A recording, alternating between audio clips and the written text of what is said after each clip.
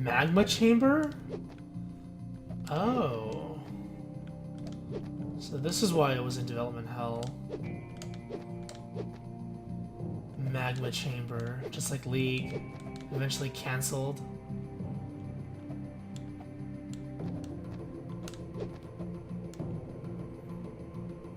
Of course it's Magma chamber, right? It's just like Metroid. What's it called? Turian? I don't remember. Oh, what is that? Okay, it's aggroed. This thing actually aggroes.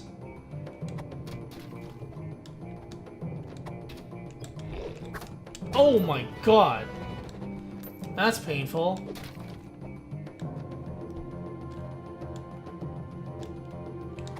That's freaky. Are you kidding me? They throw little dudes? Wow, these enemies are so... Vel'Koz? These enemies are really freaky.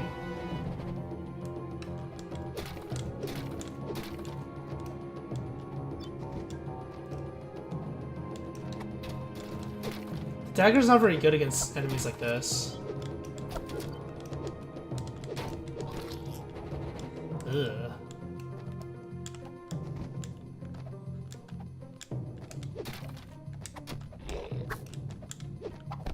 Oh, what the hell?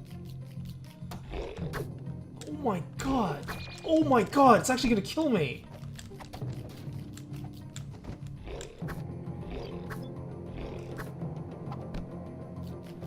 Okay, that is a really ridiculous enemy. And I'm within lethal range now. Alright then. Huh.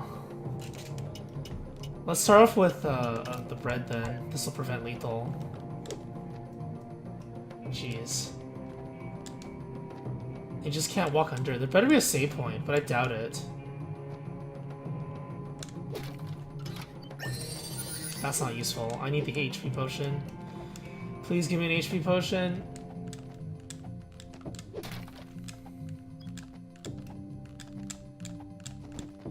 There shouldn't be a save point here, because save point equals watchers and whatever. So the last two areas have no save points. What is this? There's nothing here. Unlike the other room, the room in the catacombs, there was a dot in there. Oh, we're Mario now. Oh, what the hell? That's not Mario.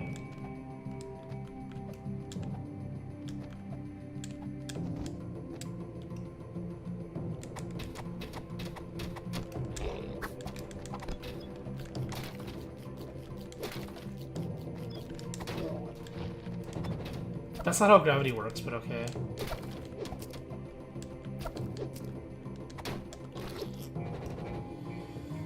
Whew. This is actually terrifying.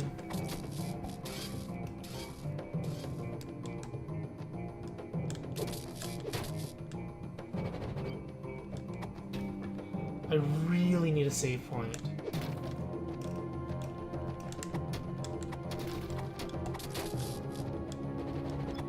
This music's really cool.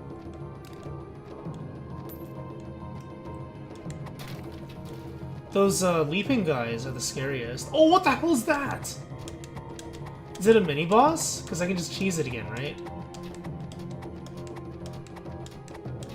It's a mini boss, isn't it? Lava worm. Nice. Good boss. That's the second boss you could just cheese.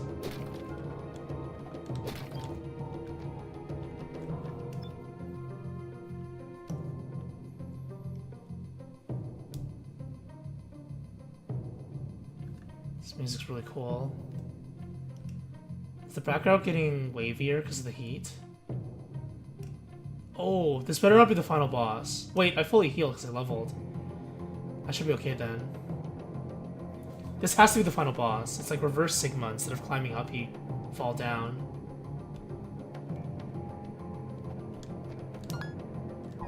Holy crap. Okay.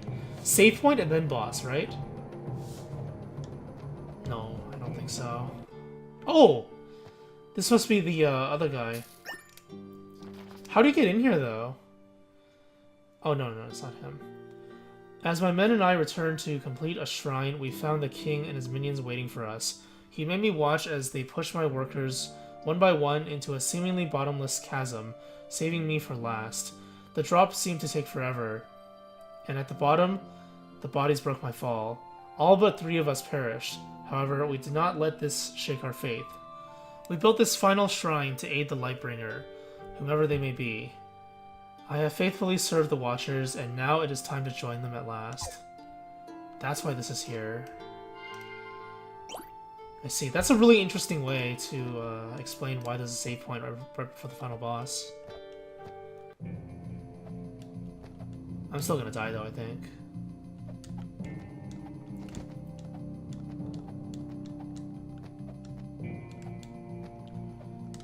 Give me something nice here.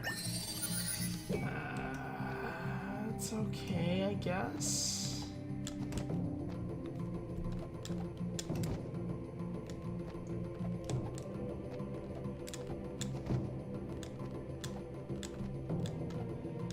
It's all right. That's a mean one. That's a really mean one. Yeah, that's a really mean one. Yeah, definitely mean. Because you gotta latch onto it properly. Oh, what the hell? Alien!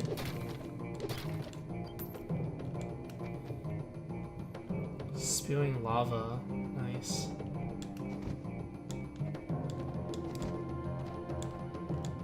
Nothing here. The save point's so far away, though. Okay then, just crawl in midair. I mean, we already know they don't really follow gravity. What?! Oh, I can cheese it like this, can't I? This wide arc, I can cheese it like that. Okay, I learned how to do it then.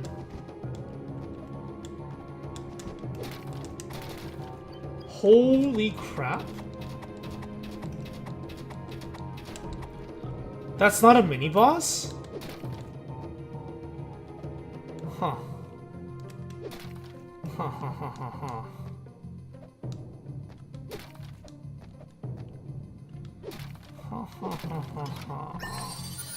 Nice, that's a good heal.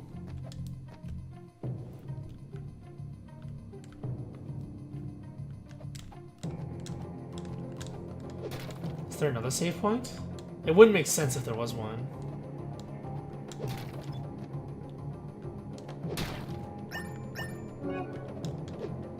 Fortunate. That's unfortunate that I got that instead of... Ow! Damage reduction.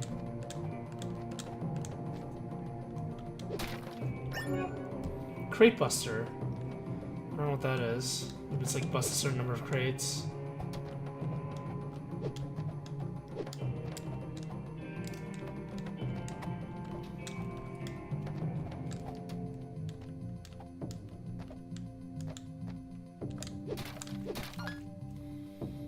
Nothing. Really? Oh! No. Thought I had a genius plan there. Because that would explain why I couldn't walk through. Because you have to slide through. What's on the other side? Isn't there another... Oh, geez. There's another thing here, isn't there? It shows I've been there, though. Oh, because I have. I'm stupid. I'm actually stupid.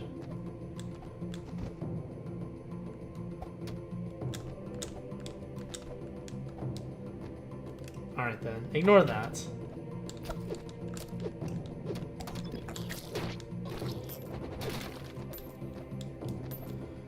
I need a save point. I need a heal. I think I'm okay though. Am I almost leveled? I might level up again before the final boss.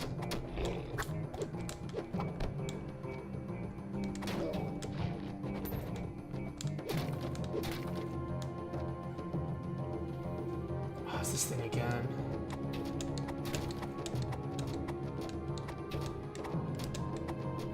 It's so freaky.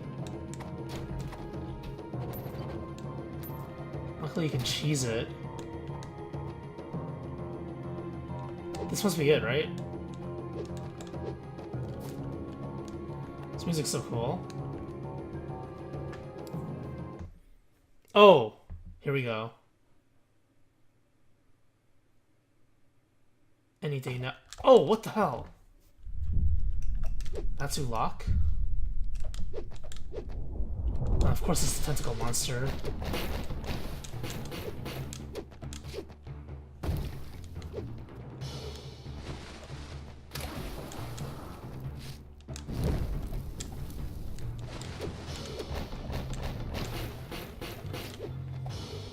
Vel'Koz? It's always a tentacle monster, isn't it? Oh jeez.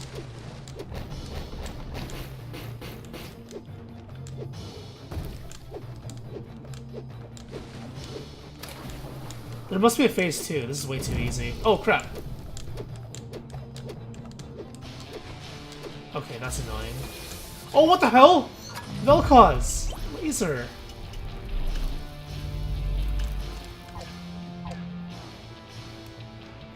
Oh, bullet hell. That's fun. Is it gonna go back in the middle? No, it's not. Okay, yeah, this is definitely a lot harder now. This is probably the phase 2, I guess. And count this as phase 2.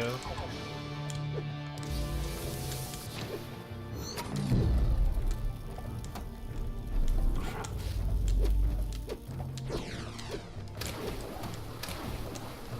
Stupid splashing. I don't want to play with you. Okay, Vel'Koz. Everything's Vel'Koz.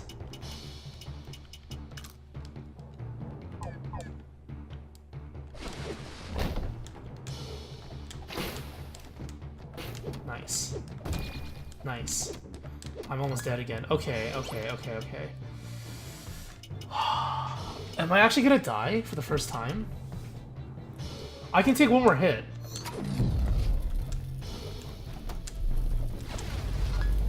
I should probably heal now. That's so annoying. Oh, what the hell? Okay, this is phase 3. Yeah, this is really annoying.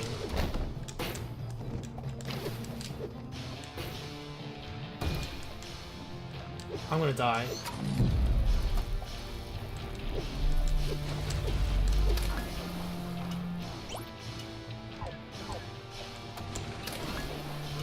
I'm actually gonna die.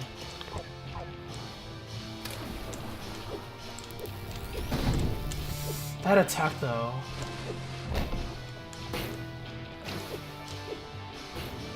I'm panicking. I'm panicking. Oh! Ulok is dead. Holy crap. Got him! Deathless? Deathless run first try?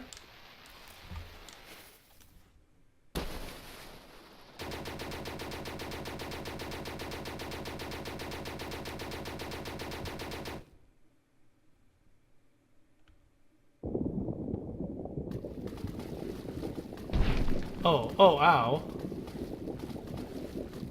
Rip. Rip? It's the Watcher!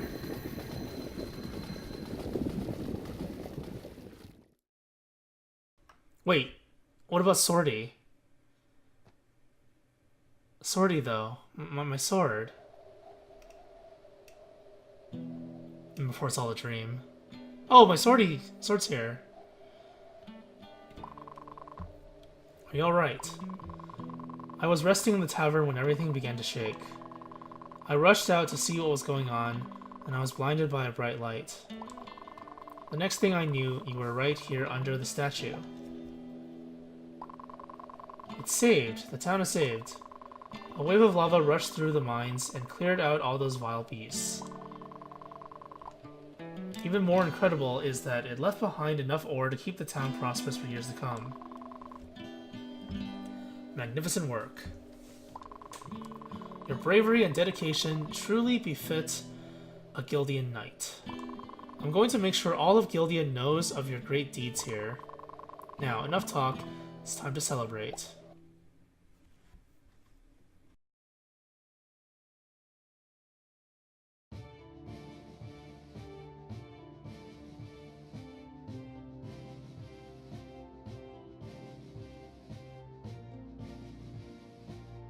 I didn't rescue everyone, though. The dog is missing.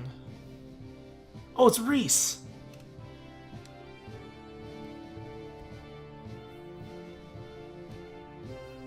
Where's Sorty, though?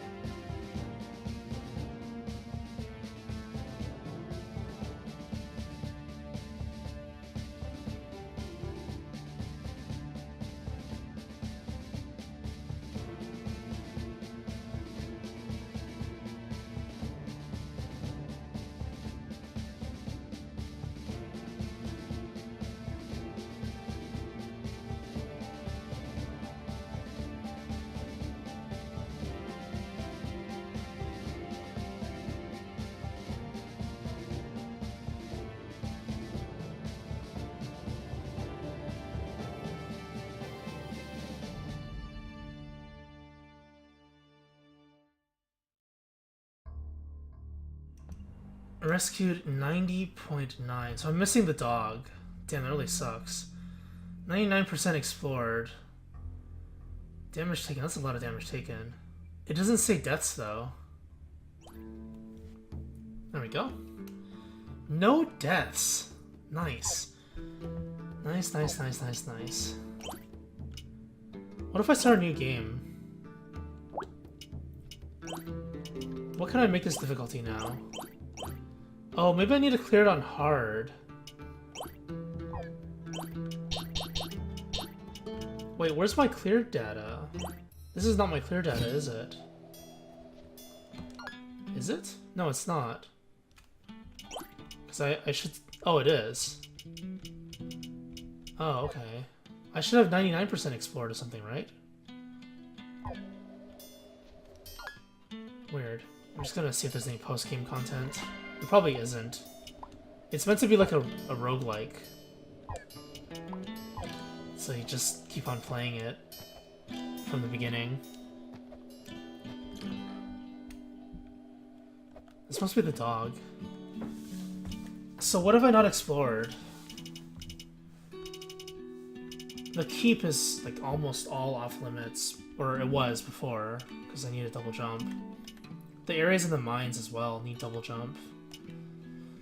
This stuff needs water, or swim. I don't know where to get swim.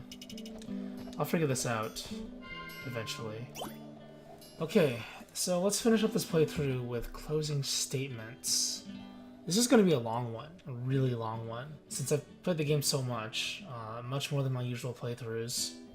I mean, even though it was mostly the beta and the alpha, still, I did see multiple iterations of the game, and because of that, as well as other things, I do want to talk about a bunch of stuff. So as always, this is going to be a reflection, not a review or anything formal. Just gonna echo some stuff that I went over during the playthrough with a little more detail. Obviously, it's still gonna have critique in it. So let's start off with some of the fluff. Audio and visual. The soundtrack is good to great, with some tracks being better than others. I always say this, there are 3 types of soundtracks. One sounds great in the game, but you wouldn't listen to it outside the game. One isn't that great in the game, like it doesn't really fit, but it sounds great just consuming it as music you would listen to. And the last one is a combination of both. I think this game is probably the first category. It's great in game, not really great out of the game. I mean, I'd probably still listen to some of them outside the game. Like the garden area is really cool, every once in a while. But it's atmospheric music. It complements the game, and because of that, a great portion of its value is when it's alongside the gameplay. As for sound effects, I think the game does that pretty well. Could be better, but it's alright. The attacks and the skills, they sound powerful, so they feel good when you use them. Enemies have sounds that match up with their movements. You got sound cues, death rattles, indicators that use a sense that's separate from your vision. So, I mean, it seems really obvious to do that now, but I feel like I should point it out still, because some games still don't do it well enough. This game does it alright. The fanfare, though, when you grab a new item, that was way too loud, but that's something that they can easily just fix with a patch. When I got the parachute in the dark area, that was actually scarier than the stupid zombie hands popping out of the ground. A true jump scare of the jump scare area. As for visuals, I think they're quite good. And it's actually better than a lot of other pixel art games, I think. Just look at the detail right now on the screen. The background as well as the foreground. It just looks so nice, right? Granted, a majority of the game does take place underground, so there's not much variation in what you see. But it's still very detailed art. It's really nice. Also, the game doesn't just look nice. The graphics are clear, so you know what's going on. The animations are smooth, so that's really nice too. So in that respect, the game does well. The game succeeds.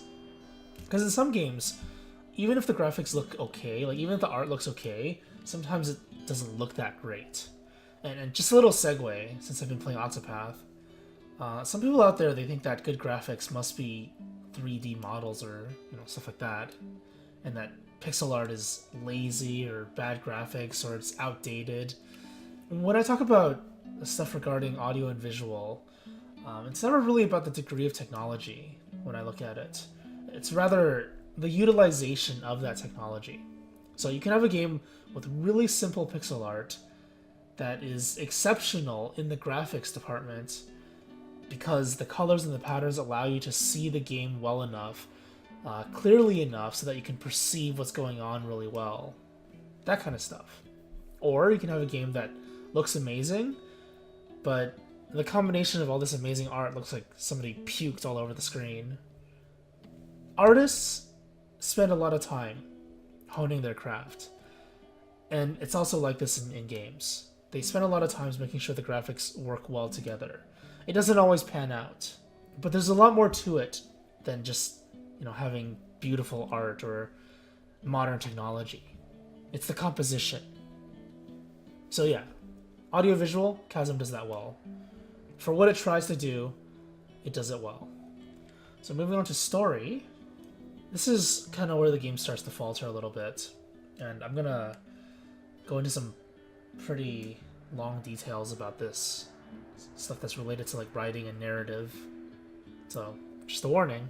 The original story for this game was that Karthus had some kind of magic spell cast on it, and the villagers, they couldn't leave. So the main character, who used to have a name, Dalton, was sent to investigate, but he ended up getting trapped as well, and then he had to find out how to get out.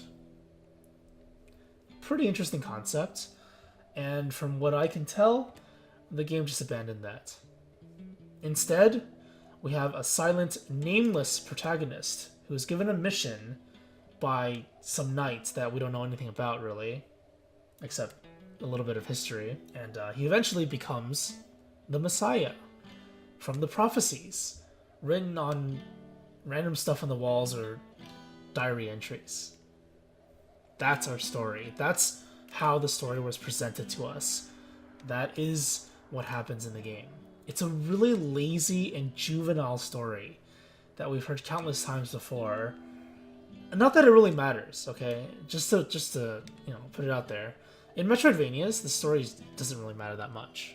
That's not to say that story can't exist. Good stories can't exist in Metroidvanias. But it's usually just there to kind of push the game along. They're not really too important. So Chasm, it doesn't really break away from this established formula. It's just there to move the game along, and then you play the game. Nowadays, I think a lot of games go for this style. It's not an inherently bad style to have a silent protagonist, but when your game doesn't have any redeeming qualities in the story, then one of the first reasons for that is because your characters are weak.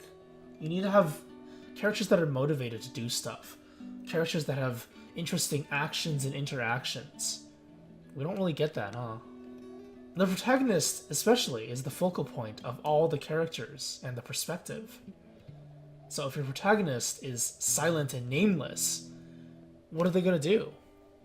So usually what happens is this silent, nameless protagonist is the avatar for the player. That's how the player interacts with the game world. But usually when you have this type of character in the game, you have a lot more going for you in terms of gameplay. You have like dialogue trees with various options, various paths and quest options as well, branches, people that you can side with. But when you side with some people, you abandon others. You also have world-changing moments that help some but hurt others. So there's also this risk versus reward to your actions. You shouldn't just be this perfect messiah, the savior that saves everyone and makes everything perfect because prophecy. We don't have that in this game. We don't have those various options in the game. And rescuing the villagers, it doesn't count. Because there's no narrative consequence. It's a gameplay consequence. So if you don't rescue one of them, you don't get some random gameplay that really doesn't add too much to the game. To various degrees, of course, because some of the villagers are more important than others. The thing is, even if your protagonist isn't silent or nameless, or either, like Mass Effect or Witcher, you still have choices in the game.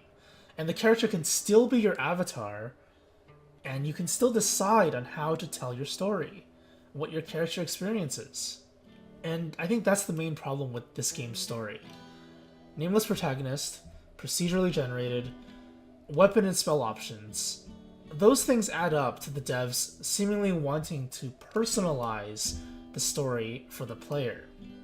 Personalize the player's experience.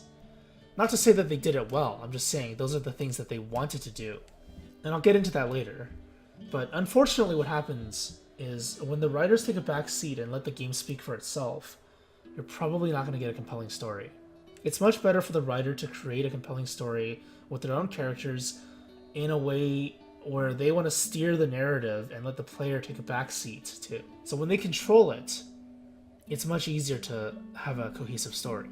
Options and branches, all that fun stuff that people like in certain games, it's not mutually exclusive from a defined linear story, a somewhat linear story.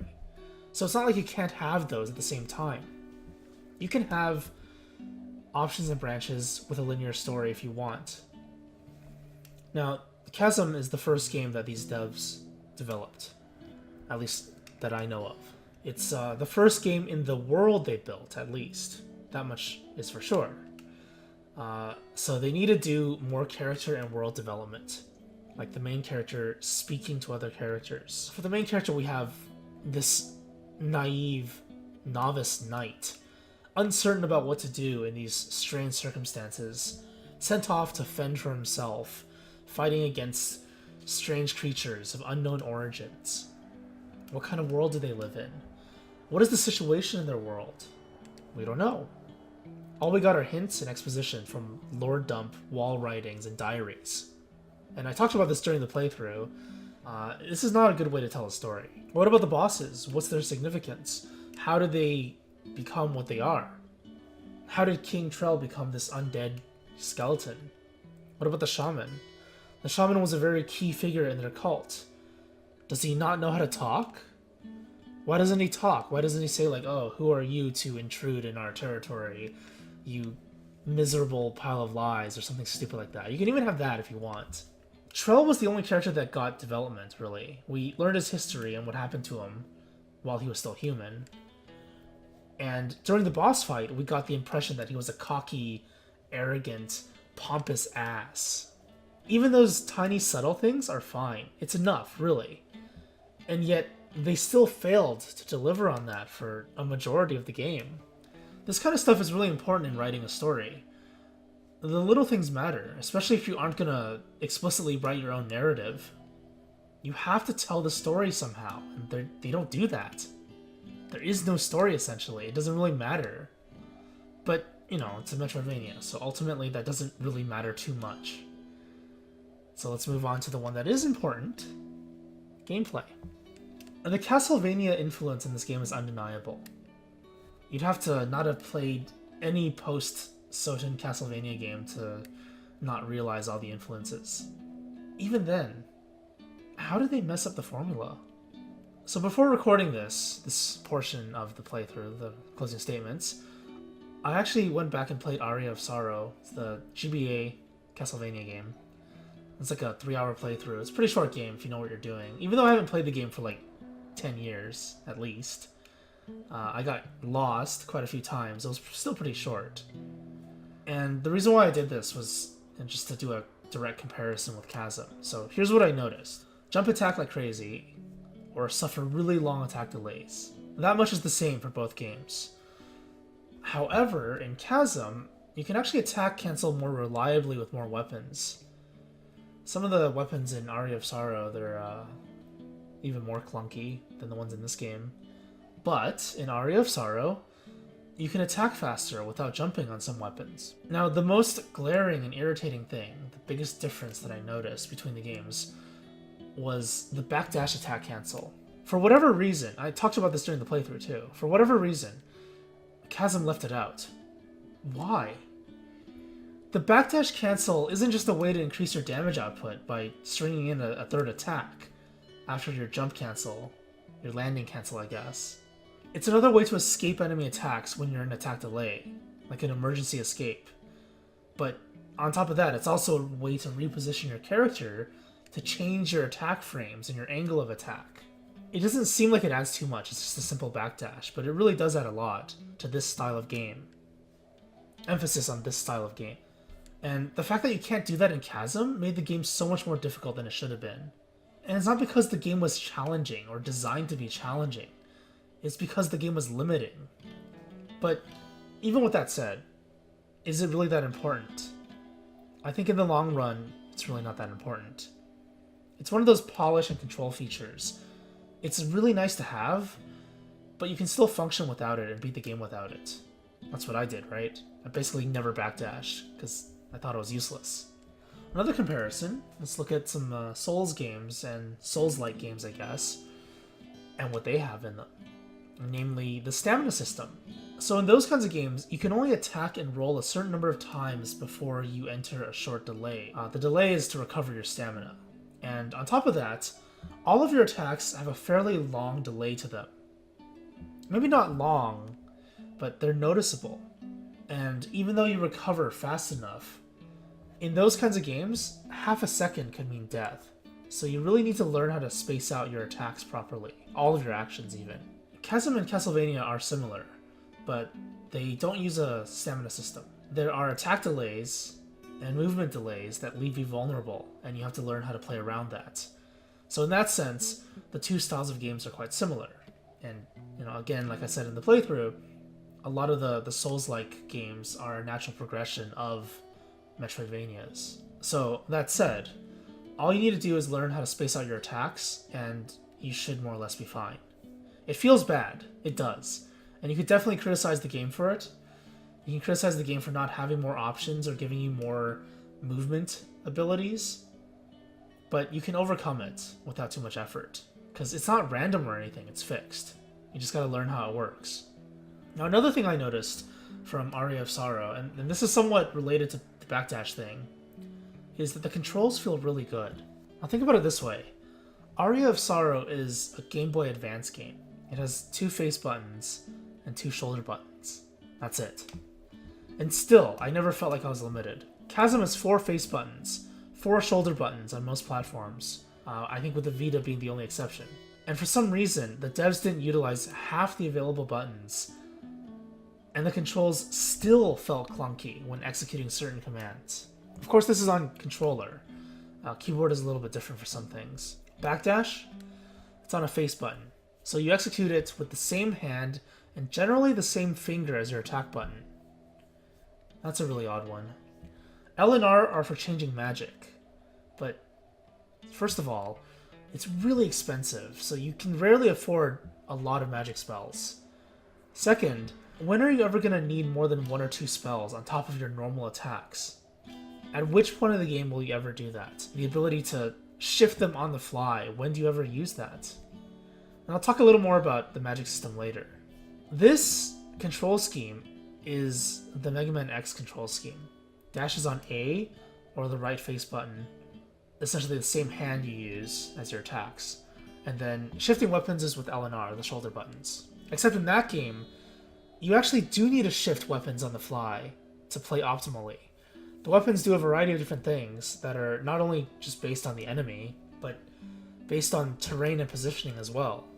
You have attacks that bounce off walls, attacks that roll along terrain, attacks that pierce walls, attacks that don't pierce walls. You gotta choose when to use the attacks in the right situations. Sure, this game has that too, but to a much lesser extent. Also, you could dash by double tapping left or right. So you had a secondary input for using the dash command if you wanted to, let's say, do dash, jump, charge at the same time. You can't do that in Chasm, and you can't remap your keys as a controller yet. Again, keyboard is different, and at the moment, keyboard does offer you a little more versatility. So being able to remap those would fix a lot of the issues on controller, and hopefully they do that soon, because I don't think it's a very difficult thing to fix. But I do question this, because I looked up that post from 2015, right? And they said that they would have it done by release. 3 years later, the game is released, still not done. And I do understand that they have a lot on their plate when developing a game. You know, that much is obvious. But the controls are one of the most important parts to a game. It's how the player interacts with the game. And if they left it aside for 3 years, then it probably wasn't a high priority for them. They probably thought the controls were fine. Second part about controls is overriding commands when you gain abilities. I talked about this as well during the playthrough. So instead of just mapping it to another button, some of the commands actually changed while you played the game. Like when you got wall jump, you lost the ability to buffer jump after ledge grabbing. So you have to relearn the timing for it, otherwise you do a wall jump. After you get double jump, parachute only worked after the second jump, so that input changed as well. These are really questionable design decisions, especially when you consider what kind of game this is. It's a game where abilities are spaced out by so much space and time. You're encouraged to explore and backtrack. So during this time, you develop muscle memory for how to execute your abilities. But in Chasm, it works against that. It undermines the Metroidvania style of game. Now again, referring back to Aria of Sorrow, one of the first abilities you get is the hover ability, so it's like the parachute. You get flying armor, and what you do is you hold R, the right shoulder button, and you descend slower in the air, so you can do long jumps and dodge long animations, just like the parachute. But why can't I use the shoulder button in this game to do that? Backdash too. Backdash is L, left shoulder button, in Castlevania. It's a different hand from attacking. It separates the offensive actions and the defensive actions. If not different hands, then definitely different fingers.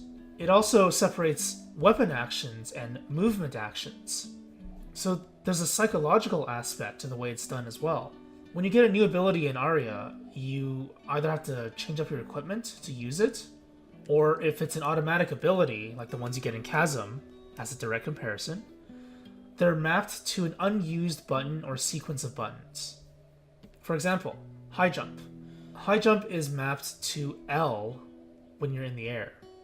L is backdash on the ground and has no function in the air prior to getting that ability. So once you get it, there's no conflict. It's a completely different command. For those who aren't aware, high jump in Castlevania isn't like high jump in Metroid. It's more like space jump. You can just kind of fly into the air infinitely. That's why it's a command. So when you press it, you just fly upwards. So this really makes me wonder. Chasm undoubtedly took a lot of inspiration from Castlevania. Yet for some reason, it failed to mimic these key aspects of the control scheme. Legitimately curious, what was the mindset behind the design choices? All devs have their own reasons for doing things. It's their prerogative, it's their game, they can do whatever they want, right? But it just seems really jarring to me to see 70% of this game perform like a Castlevania game, and then still decide to avoid some of the aspects that would make it easier to control your character, in the same way that you would control a character in Castlevania. Very odd. On to the next topic, procedural generation. And another one of those things I talked about a bit during the playthrough. Didn't get a chance to talk about it too much though. It's there to add a roguelike aspect to the game, but it doesn't really do it effectively. One of the cool things about many Castlevania and Metroid games is that you can sequence break, even without glitches. Essentially what it means, it's very much what it sounds like. You break away from the linear pace of the game. So you fight bosses out of order, or you gain abilities out of order. Supposed order. A procedurally generated roguelike would have been perfect for that. But from what I can tell, you can't properly sequence break in Chasm. It's very step-by-step. You need ability A, B, C, D, E, and then you finish the game. Maps are designed with these abilities in this order in mind, at least for pathing through. I could be wrong about this. There might be some sequence breaks, but it's not as blatantly obvious to me, just based on what I've seen in this game compared to in other games that also do this.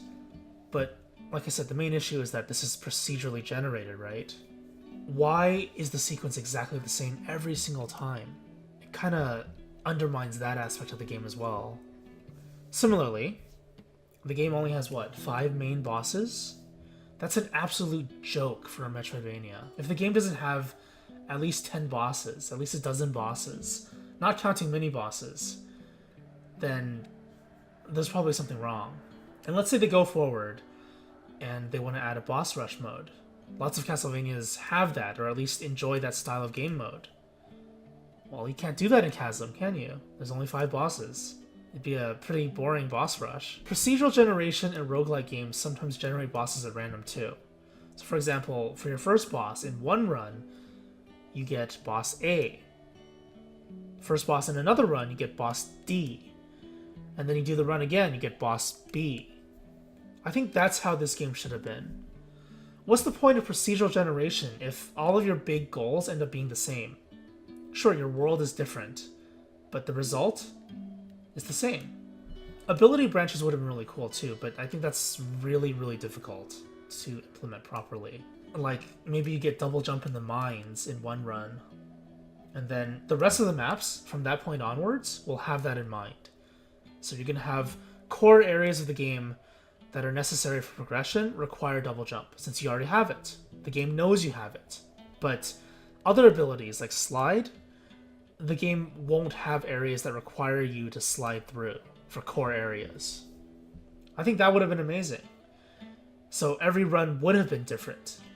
It would have been amazingly difficult to implement, but I think it would have been amazingly fun for the player. You could even have an option for it. Do you want random power-ups or not? Turn it on or off. Or set it so that you only get certain abilities in certain areas or after certain areas. Again, more options for procedural generation. You'd imagine that 5+ years in development, they probably would have attempted that, right?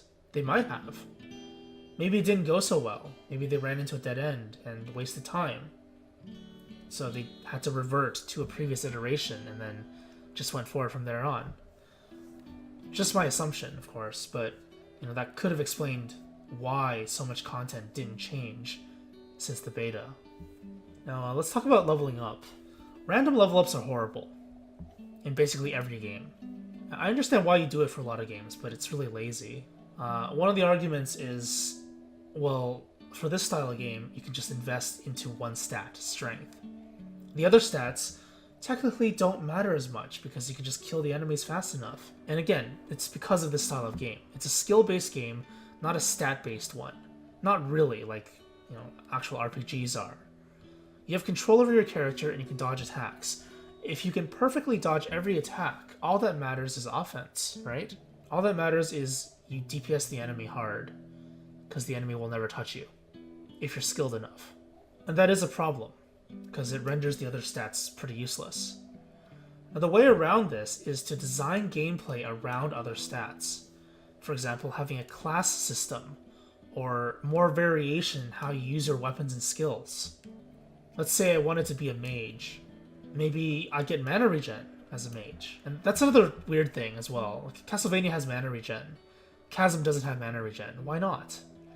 So if you ever spam all your mana away, you have to rely on gathering mana from hitting candles, which is also in Castlevania, or you have to spend money buying potions.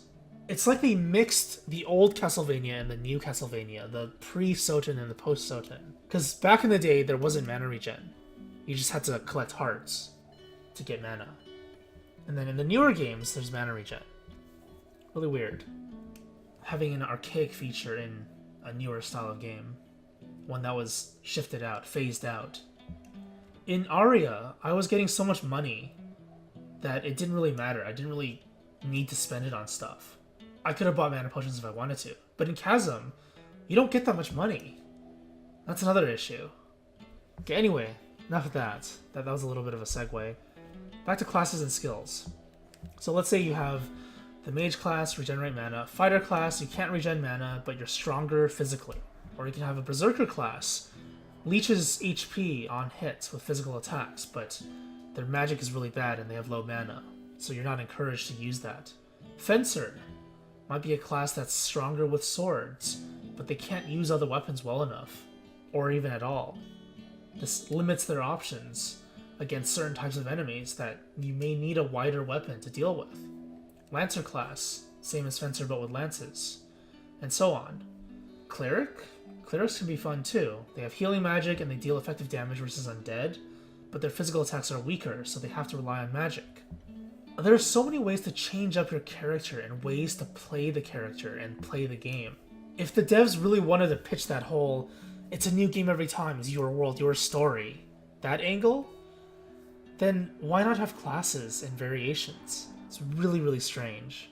Like, there's a lack of cohesiveness with their pitch and what we actually got in the game. Another thing they could do is ability runes. In other words, you have runes, or enchants, whatever you want to call them, whatever this thing will be, that attach to your button commands. So if there are 4 commands, if they're set on using 4 commands, attack, subweapon, jump, backdash, then give us options to customize these 4 commands. For example, if you have a fire rune, if you put the fire rune on your weapon, you deal elemental damage. Enemies that are weak to fire take more damage. Also, maybe you deal bonus damage against flesh enemies, but you deal less damage against armored enemies. Attach the same rune to your backdash. Every time you backdash, you set the floor on fire and it burns enemies. So if you're trying to dodge enemies that run at you, backdash and they take damage while you dodge. Attach it to your jump. Since the game wants you to jump like crazy anyway, why not just jump all the time, and then when you land, it causes a little burst of fire that deals damage. So on top of landing and slashing an enemy with your weapon, you land and deal bonus damage as well. Attach it to your magic button and enchant your magic spell with fire. When you hit an enemy with a fire magic spell, it sets them on fire. It burns them for a few seconds. So since magic is the ranged weapon option in this game, you can hit and run with it, using the burn effect. That's just a couple examples for a fire rune. Of course, you only get one fire rune, right? You can only use it once. Let's say let's use another one. The Wind Rune. Your basic attacks deal wind damage. They ignore defense by 50%. So it's good against high defense enemies of any class, but not as effective against low defense enemies. Backdash. Instead of having a regular backdash, maybe you have a faster backdash, or a backdash that dodges physical attacks. So you can actually dodge through attacks with a Wind Rune on your backdash. For jump, maybe you can have a faster and higher jump. Or you can hold down the jump button.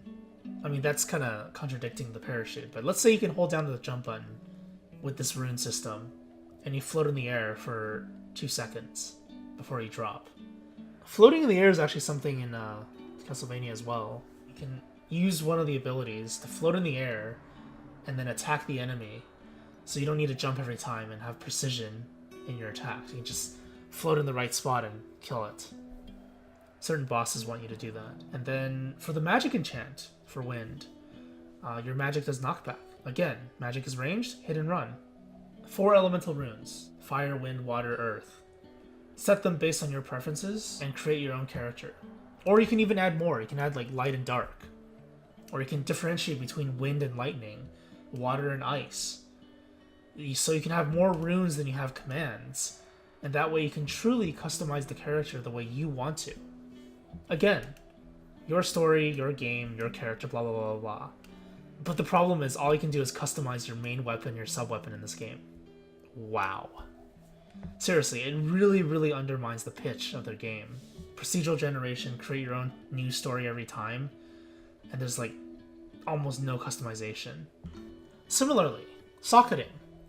I seem to remember socketing was a thing back in the beta, socketing and forging, but it's not really there anymore. I might be remembering incorrectly, but if they did remove it, again, it's one of those things that makes me wonder why. Why remove character customization? Is it because they removed the campfire system for leveling up? They used to have that. It was a Souls-like game in that sense. You got essence when you kill enemies, and then you invested essence into stuff at campfires. I thought that system was pretty cool, but it's definitely not Castlevania. Maybe that's why they got rid of it. Apparently there were also combo attacks, but they ditched that as well. Maybe the devs answered this somewhere, because they did an AMA and they have forums and all that stuff. I haven't read anything yet. But I really hope they do explain at some point why they removed so much content despite this long development cycle. And ultimately we had like this 5-year period where almost nothing changed. Was the lack of content because it differed from their vision of the game? Was it because other games did what they wanted to, but better? So they had release anxiety? Was it because of technical issues that they ran into? I don't know. But it really does disappoint me to see, at least from my perspective, so much lost potential and so little changes in the last couple of years. That's all I can be sure of. So let me finish this off. It's already been really long with a little segue. I want to talk a little more about Castlevania. And Castlevania is one of those weird games. I love the series. It's a really fun game, really fun series. I like it a lot, even though I can recognize a lot of its flaws. The graphics, they're not that great.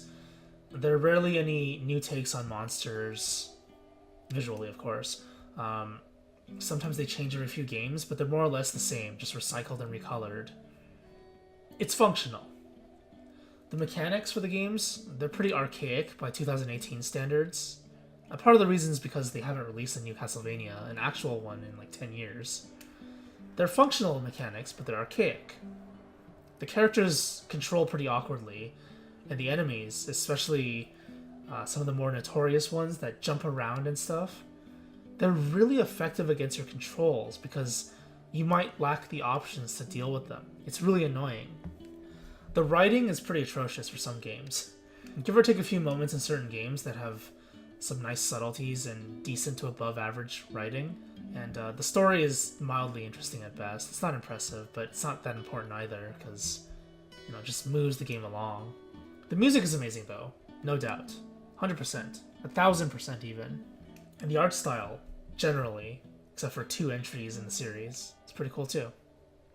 But here's the thing about Castlevania, it's really strange. Castlevania is one of those games that's greater than the sum of its parts. And despite having such a long history with the series, and like someone's questioning, how is this game even good? Like, it's such an anomaly to me. Even after playing hundreds of games, in almost every Castlevania game in existence, as well as many, many similar games, for some reason, despite all its flaws, whenever I play the game, I just can't put it down. It feels good, either from an emotional perspective, or a mechanical perspective, or both. It just functions well together. And arguably, Chasm, at least some parts of it, are stronger than some of Castlevania's parts. And some of those games, they were even praised for those parts. But as a whole, I think Chasm falls short. It claims to do something, but it doesn't really live up to it. So all we have is a game with a lot of holes in it, and a lot of recycled mechanics from an old era. Now granted, it was a great era, but one of the cool things about games, especially modern or retro style games, it sounds really strange, doesn't it? Retro style games made in the present. That sounds better. One of the coolest things about these kinds of games is learning from the past, adapting, and evolving the formula. You don't really have to change it too much, but as long as you're learning something, and you should, then it's fine. And unfortunately, Chasm doesn't do that. Now, here's one of the interesting things about doing my closing statements well after playing a game. I like getting other perspectives as well. So far it's been just my ideas, but I looked at some of the responses to the game as well afterwards, and the game wasn't received very well. It's at like 63% or something on Steam, which is pretty low for this style of game. I didn't expect that. But a lot of the comments, both the people that liked it and the ones who disliked it, they're pretty irrational. So one of the common arguments I saw was how clunky the game is. And I already addressed it. The game is clunky. Deliberately so, because it mimics the Castlevania, post-Soten Castlevania style. But like I said, you can overcome it. But the strange thing was, the people who enjoyed the game that argued against that, they would say stuff like, oh no, it's not clunky, it's just like Soten, it's just like Symphony of the Night, just jump a lot and you know, do that stuff. That's not clunky. It's fine. And I know better than to just listen to comments like that, because it's ridiculous. It's like completely emotionally charged, because they enjoy the game. Therefore, it must be a good game, right? But you can't do that. It's ridiculous. You can't go around claiming that Soten isn't a clunky game. It doesn't make any sense. Castlevania games are developed that way. Your character moves around like a blob, except when you dash cancel or use high mobility skills. Your attacks, they're like thick ooze. It's a clunky game. Deliberately so, just like Chasm. And it's absurd to say otherwise. But the thing is, this style is still functional. Because it's not like the enemies are flying at you faster than you can react. There's counterplay. Enemies have their own movements, their own patterns, and you can deal with that, with what you have. If the game had crisper movements, dodge rolling, and all that stuff, then enemies would be tougher too, and then you'd have a Souls-like. The devs decided not to do that, obviously. So don't try to claim the game is more than what it is. They knew what they were doing when they decided on this direction. As consumers, we should just accept this decision. Obviously, I don't want to accept it, but I have to, because it is what it is. But the main issue for me was lost potential. This game could have been so much better than what it is now. I think a lot of that is because of the ecology of games right now. The way I see it anyway. The reason why I see it this way. Especially with games like Dead Cells coming out soon. Souls-like games being the natural progression, natural evolution of Metroidvanias, and other similar games providing much more content and variation, like Hollow Knight. Devs work against each other, whether they mean to or not. That's the unfortunate truth. The fact is, devs and people in general have different visions for games. They prioritize and value different things. I mean, that's how a lot of things work in this world. But regardless of what they value, some devs are just more skilled than others. They can figure out coding problems and iterate better. They can create more compelling stories and interesting gameplay mechanics than others. And maybe it sounds like I'm being an apologist for the Chasm devs. because I'm like saying, oh, just accept it. You know, they tried, they did what they can. It's a good game for what it is. It's kind of like what I'm saying, not really. Chasm is a flawed game. I'm not even going to argue against that. In fact, I would argue that Chasm is an incomplete game, but I definitely do respect their decision for developing the game this way, because it's their vision, or at least their limitation for what they can do with their vision. Obviously, I would have wanted something more, but it's not my game. I don't get to decide. And if you don't like a game, then just move on. That's how it works. That's how games work. Plenty of fish in the sea and all that. So with that being said, I don't recommend Chasm to most people. Just move on and play something else, I think, is probably the best decision, unless you're in the demographic. Because this is one of those games that hits you right in the demographic really, really hard. If you really enjoy Castlevania games released between 1997 and 2008, the decade of Igavania, then this is almost guaranteed to be your style of game. But the further you get from that range, the less you're going to enjoy it. Maybe even exponentially so. For many, many reasons. Because of all the flaws. Of not only the genre, the style, but this game itself. It requires you to overlook those flaws to enjoy. This is one of those games that's going to scratch your itch for that style of game. That style of post-Soten Castlevania game. Sometimes, though, scratching an itch makes it worse. And that's what happened to me. Ended up playing Aria of Sorrow. And now I want to play even more Metroidvanias. And all that being said, I'd still be interested in playing this game because I'm in their demographic. It's probably never going to be the game I want it to be, but I don't think any game is like that, because I'm a harsh critic and I'm greedy for good games that improve and adapt. Because I'm not going to stop playing games, I'm just going to keep playing them, right? So give me more. More. Alright, that was really long, as expected. Let's close the book on Chasm then, and move on to other games coming up soon. So that'll be it.